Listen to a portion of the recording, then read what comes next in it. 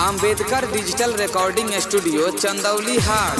प्रेम से बोलिए सरस्वती मैया की। सिंगिंग बाय अमरजीत सवरिया।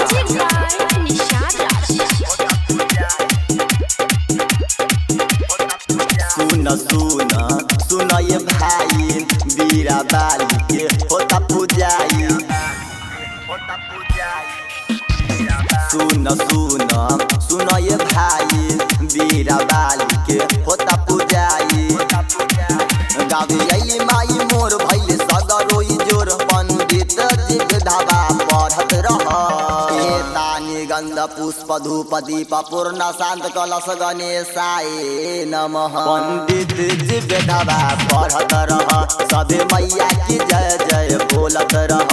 पंडित जी धावा पढ़त रह सभे मैया की जय जय बोलत रह।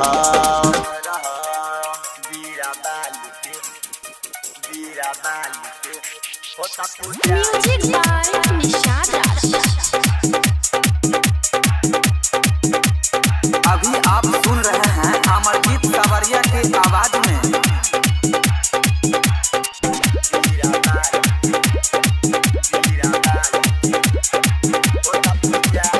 माई के देख पंडाल लागे साजे ओही पंडाल बीच डीजे खूबे बाजे।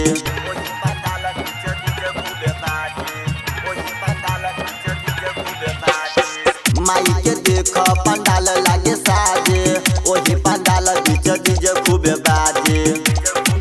सभी आइले शरण देख पूजल चरण पंडित जी मंत्र जपत रही। ओम सरस्वती नमस्तुम्बे वरदे काम रूपिणी विद्यारम नमो नमः। पंडित जी धावा पढ़त रह सभे मैया की जय जय बोलत रह। पंडित जी धावा पढ़त रह सभे मैया की जय जय बोलत रह।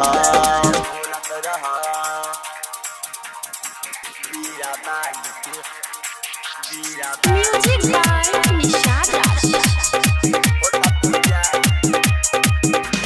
प्रेम से बोलिए सरस्वती मैया की।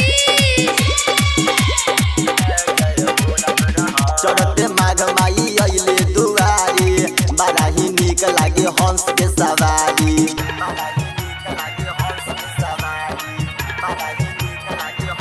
ये भैया चढ़ते माघ माई अइले दुआरी बड़ा ही नीक लागे हंस के सवारी। माई लेके बीरा हाथ और पुस्तक का साथ पंडित जी चरण पूजत रह। ओम सरस्वती माया दृष्ट बीना पुस्तक धारणी हंस वाहनी नमो नमः। पंडित जी धावा पढ़त रह सभे मैया की जय जय बोलत रह। पंडित जी धावा पढ़त रह सभे मैया की जय जय बोलत रह।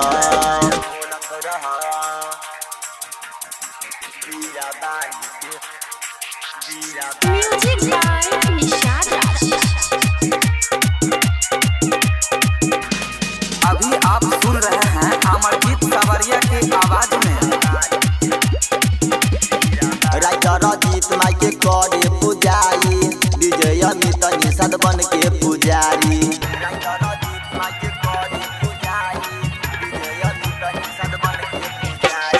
राइटर जीत माई के करे पुजारी विजय अमित निषाद बन के पुजारी।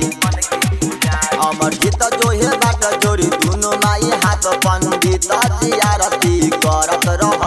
कर्पूर गौरम करुणावतारम संसारी सारम भुजगेंद्र हारम।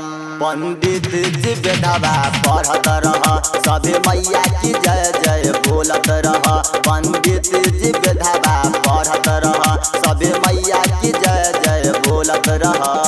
Ambedkar digital recording studio Chandauli हाट।